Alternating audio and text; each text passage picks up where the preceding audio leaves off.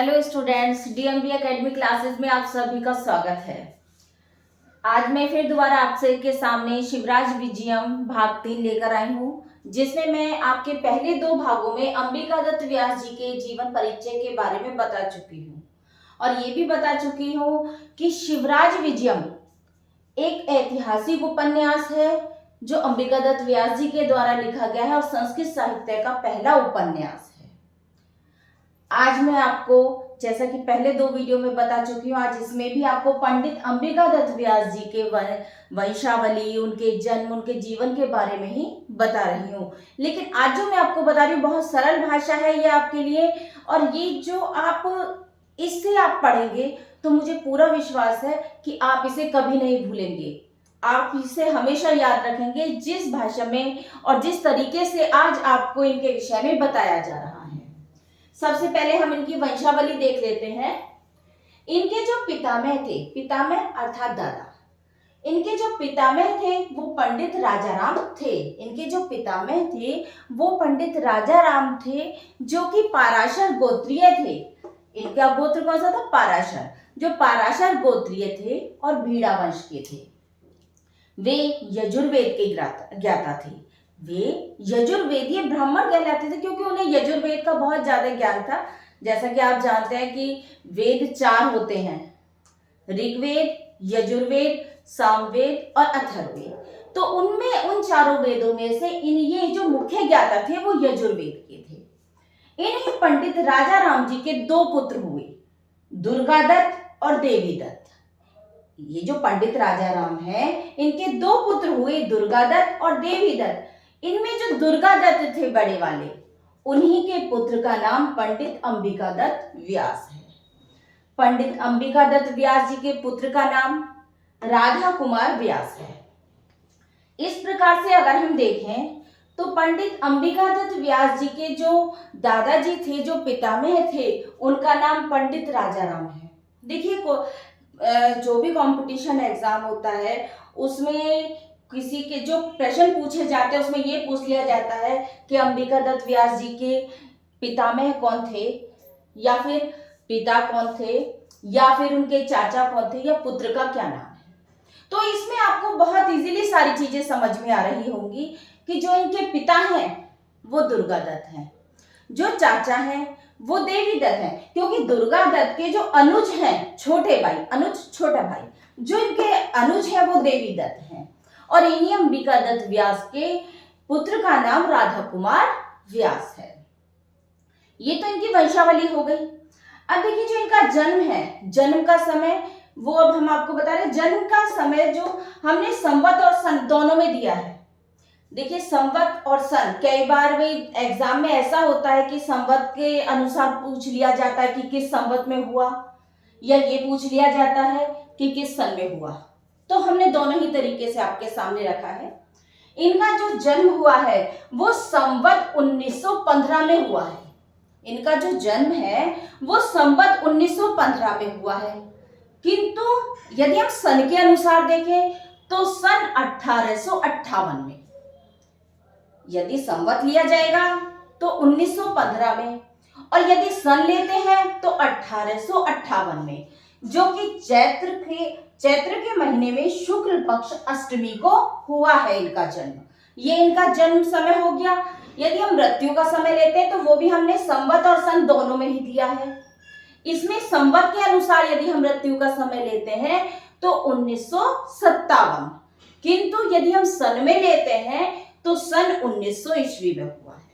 ठीक है, आपको जन्म भी समझ में आ गया होगा, मृत्यु भी, लेकिन दोनों में संवत और सन, इसका विशेष ध्यान रखना। इसमें ऐसा ना हो कि आप कभी याद करने में गलती कर जाएं। देखिए, संवत जो जन्म का समय है 1915, और यदि सन के अनुसार 1858, मृत्यु का समय संवत 1957 और सन के अनुसार लेते हैं तो 1900। जो इनकी मृत्यु हुई है वो मार्गशीर्ष अर्थात अघन का जो महीना है उसमें कृष्ण पक्ष त्रयोदशी को हुआ है। कृष्ण पक्ष त्रयोदशी। इनका जो जन्म स्थान है वो है राजस्थान राज्य में। यदि हम राज्य से पूछते हैं, राज्य के अनुसार, क्योंकि ऑप्शन में वो कुछ भी दे सकते हैं, जब आपके सामने कोई सा भी प्रश्न पूछा जाता है तो ऑप्शन भाई टीचर के अनुसार होते हैं, वो जो भी वो देना चाहे वो अपने अनुसार दे सकते हैं, तो इन्हें हमें ये सभी पता होना बहुत जरूरी है। अंबिका दत्त व्यास जी का जो जन्म हुआ है वो राजस्थान राज्य अगर हम लेते हैं तो राजस्थान, जिला जयपुर, जयपुर जिले में, ग्राम रावत जी का धूला और मोहल्ला सिलावटी। इनके पूरे जन्म का स्थान जो रहेगा राजस्थान राज्य के जयपुर जिले में रावत जी का धूला में, मोहल्ला सिलावटी में इनका जन्म हुआ है। हाँ, तो अब आगे हम आपको उपाधियां और कृतित्व के बारे में भी आज आपको बता रहे हैं। देखिए, उनका जन्म आपको बता दिया, उनका जन्म स्थान, जन्म समय, मृत्यु, ये सभी आपको हमने बता दिया। इसके साथ साथ हम आपको इसी वीडियो में आपको उपाधियां और कृतित्व के बारे में भी बता रहे हैं कि इनको जो उपाधियां प्राप्त हुई इनकी रचनाओं के आधार पर, उसमें सबसे पहले जो उपाधि आती है वो शतावधान। शतावधान यानी कि 100 प्रश्नों को सुनकर उसी क्रम में उनका उत्तर देने की अद्भुत क्षमता अंबिका दत्त व्यास में थी। इसी कारण उनको शतावधान कहा गया। ये उपाधि उनको दी गई। दूसरी, घटिका शतक। एक घड़ी अर्थात 24 मिनट, एक घड़ी अर्थात 24 मिनट में ये 100 श्लोकों की रचना कर सकते थे। इसी कारण इनको घटिका शतक की उपाधि मिली। इसके अलावा इन्हें सुकवि भी कहा गया। इन्हें सुकवि की जो उपाधि दी वो काशी कविता वर्धनी सभा के द्वारा दी गई। सुकवि की उपाधि जिस सभा के द्वारा दी गई वो है काशी कविता वर्धनी। इसके अलावा इन्हें अभिनव बाण, आधुनिक बाण भी कहा जाता है। अभिनव बाण, आधुनिक बाण, ये भी इनकी उपाधियां हैं। इसके अलावा इन्हें महाकवि कहा जाता है, भारत भूषण, ये भी इनकी उपाधियां हैं। इस प्रकार इनकी उपाधियां कौन कौन सी है? शतावधान, क्योंकि 100 प्रश्नों को सुनकर उसी क्रम में उसका उत्तर देने की क्षमता थी। घटिका शतक, एक घड़ी यानी 24 मिनट में ये 100 श्लोकों की रचना उसी तरह कर सकते थे कि बहुत अच्छे से अपने श्लोकों को लिख सकते थे, तो उसी कारण घटिका शतक। सुकवि, अभिनव बाण या आधुनिक बाण, महाकवि, भारत भूषण, ये इनकी उपाधियां हैं। अब आते हैं हम इनके कृतित्व पर।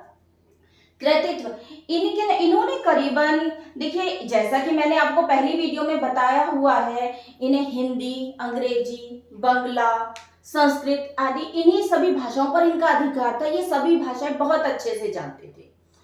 इन्होंने संस्कृत और हिंदी में बहुत सारी रचनाएं लिखी। उनमें से हम आपको मुख्य रचनाओं के बारे में ही, मैंने मुख्य रचनाओं के नाम यहाँ पर दिए हुए हैं।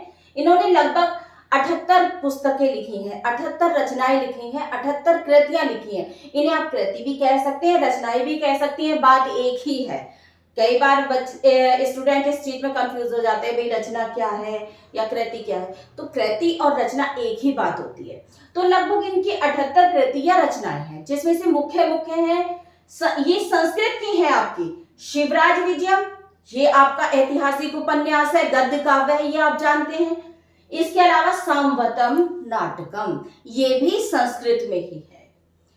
इसके अलावा ये मुख्य रचनाएं हिंदी में है।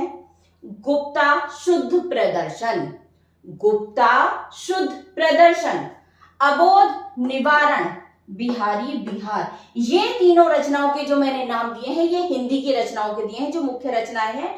कई बार एग्जाम में भाई किसी, मान लीजिए आपके पास सारी रचनाएं दी गई और उसमें आपके पास अबोध निवारण, शिवराज विजयम, सामवतम लिख दिया गया और एक अलग से लिख दिया गया, तो उसमें यह पूछा गया भी कौन सी इनकी नहीं है, तो उस समय ज्यादातर अबोध निवारण लगाया जाएगा, बल्कि संस्कृत की ओर दे दी गई। तो उस स्थिति में हमें इन रचनाओं का ध्यान होना आवश्यक है, इन कृतियों का ज्ञान होना आवश्यक है। देखिए, आज की इस वीडियो में हमने आपको इनके जन्म के बारे में, इनकी उपाधियों के बारे में, इनकी कृतियों के बारे में बताया। हमने अंबिका दत्त व्यास जी के बारे में आपको पूरी जानकारी दी। मैं समझती हूँ कि आपको इससे बहुत लाभ प्राप्त होगा, चाहे वो बीए के स्टूडेंट हो या फिर कंपटीशन एग्जाम के हो, टीजीटी के हो या किसी भी कंपटीशन एग्जाम के हो, उस सभी को इससे फायदा होगा। आप सभी हमारी वीडियो को लाइक करें, शेयर करें। अच्छा, आज की वीडियो में मैं आपको इतना ही लेकर आई हूँ। अगली वीडियो में मैं आपके साथ फिर दोबारा उपस्थित होंगी। तब तक के लिए धन्यवाद।